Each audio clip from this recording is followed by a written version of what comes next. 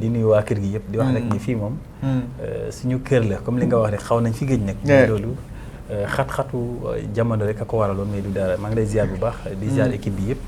di nuyu mbokku téléspectateur 5TV di nuyu également Sénégalais yëpp di leen ndokkeel ci weeru sel wi ñu nekk weeru koor wi te lépp luñ ci ñaan yàlla suñu borom nangul ñu ko fulaal ñu ko defal ñu jàmm ci biir réew mi def ko ci élection yi ñu jëm di nuyu nag Pape Mor bu baax a baax ci pertinence bi dama leen di suivre oustaz également maa ngi koy nuyu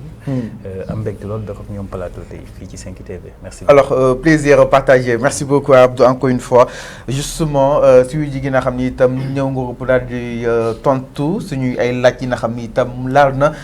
quoi qu'on puisse si côté yoon ak wàllu car nous sommes justement à 2 jours de ces élections. Le Sénégal est à la croisée justement des chemins. Lu bari wala nga daal di war a mën a leeral tey jii surtout cette décision bi nga xam ni itam le conseil jël na ko récemment. Alors tout d'abord Abdou élection yi fu mu toll nii day am. waaw élection moom fu ñu toll nii lu war a tax bi élection du am bu ñu ko ñaan yàlla suñu borom. fi mu nekk nii moom. da wolof di wax naan wëree waa dem na këng fa la réew mi toll fa la élection yi toll également ay caaxaan mënul tax wala boog ay perturbation politique mënul tax ba élection yooyu loolu ñu repousser ko wala ñu reporter ko donc da war a tax daal élection du am bu ko kenn ñaan yàlla suñu borom nañ ñaan daal réew mi continuer di dal ni ba dimanche incha allah sénégalais yi dem choisir seen président de la république alors cas force majeure yi c'est-à-dire lan ak lan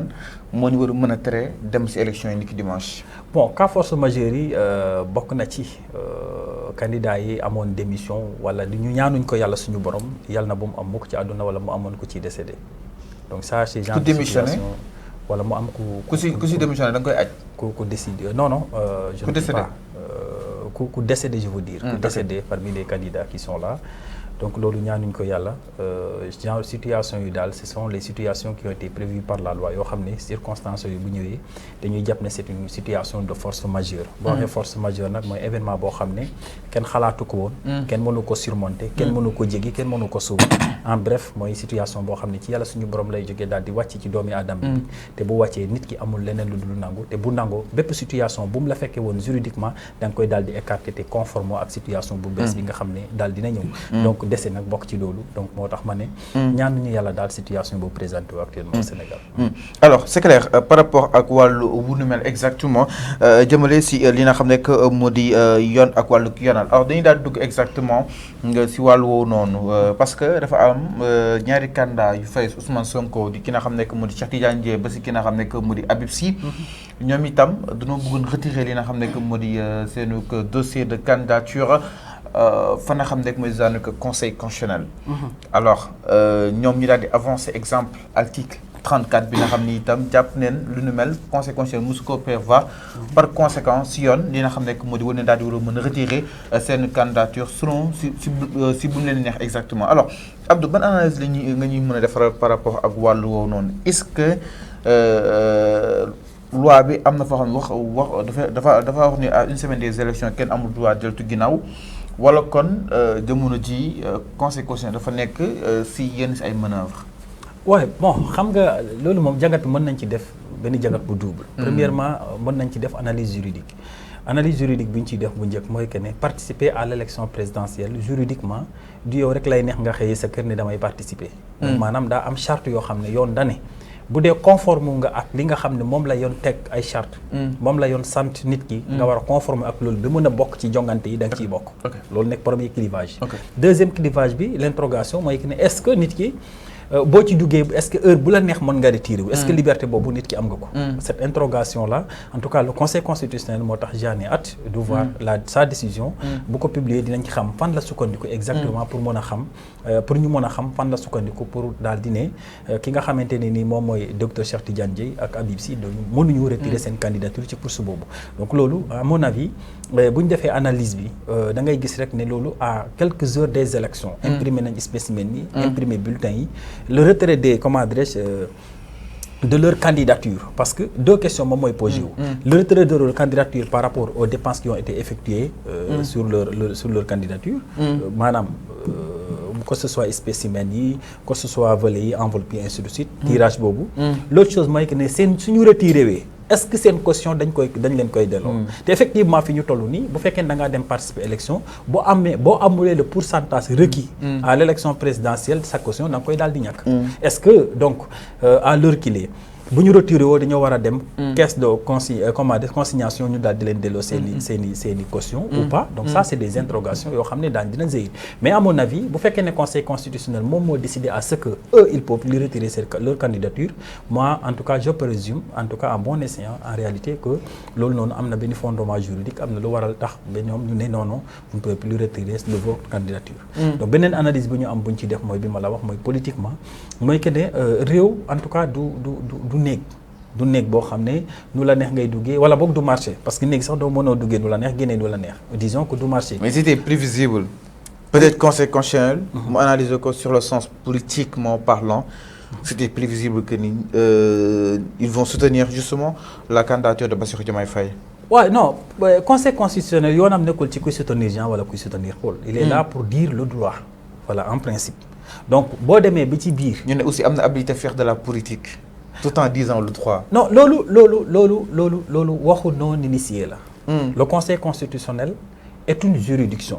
maintenant daa am beneen mbubb boo xam ne revêtir na ko moo tax day rendre ñaari décision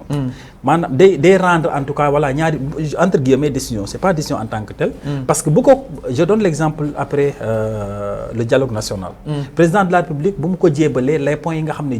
juboo nañ ko ci dialogue bi foofu président da koy laaj son avis. un avis n'est pas une décision avis mooy wax sa xalaat comme tey ma am loo xam ne war naa ko joxe comme décision wala avis ci wàllu média ma bind point yi la ñëw jébal la ko ne fa loo xalaat ci lii wala ma bëgg a xam dara ci diine bind point yi jox ko oustaz ne ko loo xalaat ci lii oustaz daf may wax xalaatam mais est-ce que xalaatu oustaz daf may imposer wu loolu ci man la dépendre donc avis du imposer wu nit par contre une décision ça s'impose que ce soit même nit ki ko joxe day imposer wu ci yow mais ñi ngi ko jébal également day imposer wu ci ñoom donc conseil constitutionnel ñaari mbubb yooyu lay am des fois le président de la République da koy saisir pour laaj ko avis par rapport à une situation donnée mais des fois dañ koy saisir également pour mu joxe une décision par rapport à une situation donnée mais dans tous les cas il faudra maintenant voir quand est-ce que le conseil constitutionnel a le droit de donner son avis ak kañ la am droit joxe décision donc loolu moo tax ñu ne des fois c'est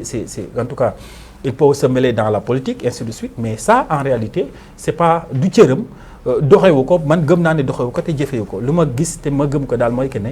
il est là pour dire le droit il est là également pour se conformer au texte parce que quoi qu'on puisse dire le conseil constitutionnel dañ ko war a rappeler mooy que ne nag moom mooy gardien bi nga xam ne moom mooy saytu loi yi décret yi traités internationaux yi est-ce que conformé nañ ak constitution yi ou pas voilà donc bépp loi boo xam ne wala décret génnee nañ ko moom mooy saytu ba gis ne constitution bi ak décret bi ak loi bi ak traité international bi est-ce que méngoo na ak constitution ou pas donc kuy def loolu en réalité qu'est-ce que nit organe bi nga xam ne dévie la conformité des lois et des règlements à la constitution et que la constitution est la charte suprême à mon avis cet organe est plus juridique que politique on ne peut pas dire que le conseil constitutionnel est un organe politique non à mon avis c'est un organe qui veille en tout cas à la régularité des lois des règlements à la constitution donc à partir de ce moment-là conseil constitutionnel day laa di nekk organe boo xam ne cëram ak liggéeyam mooy que ne xool est-ce que war na wax loi fii war na appliquer droit wala lu mu wax est-ce que méngoo na ak yoon ou pas donc ça je pense que ce n'est pas du tout une juridiction politique mais c'est une juridiction en tant que telle au vrai sens du terme. alors c'est clair exactement Abdou par rapport ak li nga xam ne moo di éclaircissement yu nu mel que ni ñu ne conseil constitutionnel dafa am na habilité de politique mais aussi de dire wàllu droit mais lépp daal di koy tënk si nga xam ne moo di sur la constitution exactuellement alors le retrait justement de ces deux candidatures Habib Sy ak ki nga xam ne moo di Cheikh Tidiane Dièye mais li ci jaaxal kaawu Soham Wardini Soham dafa déclaré que dafa retirer li nga xam ne moo di justement sa candidature mais ñoom dina ñëwaat à la minute qui suit génn nii li nga xam ne moo di Soham retiré nañ ko kii Wardini exactement Rose Wardini alors jamono jooju ñu ne neen xaar aussi bulletin yi am datu li nga xam ne moo di 25 février que ni bagage yi pare woon na mais Rose Wardini après ce 25 février le retiré li nga xam ne moo di sa candidature conseil constitutionnel daal ko si fekk si est-ce que problème timing posé wul parce que dégg gis naa waa Pastef di defee référence par rapport ak retiré ki nga xam ne moo di Rose Wardini. oui non bokkul ñaari situation yi bokkul par rapport au fait et par rapport au temps bokkul. par rapport au fait Rose Wardini dañ koo toppoon parce que dafa def délit de parjure dafa déposé auprès du Conseil constitutionnel dossier bu wane ne moom elle a exclusivement la nationalité sénégalaise alors qu'en réalité am na beneen nationalité bu bokkul ak nationalité sénégalaise bu mu am te suñu constitution dafa prévoir l'exclusivité de la nationalité si vous voulez être président de la République du Sénégal moom mu déposé ko donc dafa def parjure maanaam waat wala boog comment adresse joxe maanaam ne set nga ci kanamu juridiction alors que loolu ngay wax ak réalité bi du benn ñu dem ba téye ko ci def ko garde à vue mu dem ba gis ne mënatul dem mu retirer candidature am et puis par rapport au temps est-ce que délai bu mu retiré woon candidature am avec le délai bi nga xam ne aujourd'hui Habib Sy retiré na ko candidature am benn la moo tax ne par rapport au fait et par rapport au temps ne sont pas du tout comparables. Donc le problème de timing s'installe. Le problème de timing s'installe boobu bi Rose Wardini di déposer di retirer candidature am mais en réalité on savait même pas que dinañ dem élection ou pas parce que boobu fekk na la date du 24 fixé wuñ ko. Est-ce que boobu fekk na imprimer nañ les spécimens pour aller à l'élection présidentielle ou pas donc toutes les conditions là n'étaient pas réunies moo tax ma ne la bu ñu liiree la décision du Conseil constitutionnel qui interdit en tout cas à Habib Sy et à Cheikh Tidiane de retirer leur candidature effectivement on saura que est-ce que c'est comparable avec Rose Wardini ou pas mais comme décision boobu génnul la ko lu ñu mën a def mooy def des analyses par superficie des analyses filigranes mais la xel nangu ak la ñu mën a gëm ak la ñu mën a gis te juridiquement mooy que ne ñaar yooyu mënoo ko comparer par rapport au fait également par rapport au temps la comparaison est restée erronée au-delà même de sa retraite comme étant candidat Conseil constitutionnel moo waroon retirer candidature am parce que nag la constitution ne peut pas prévoir l'exclusivité de la nationalité ba pare mu am koo xam ne am na ñaari nationalité conseil bàyyi ko muy compétir donc c'est une violation flagrante de la constitution sénégalaise donc là je pense que même si le conseil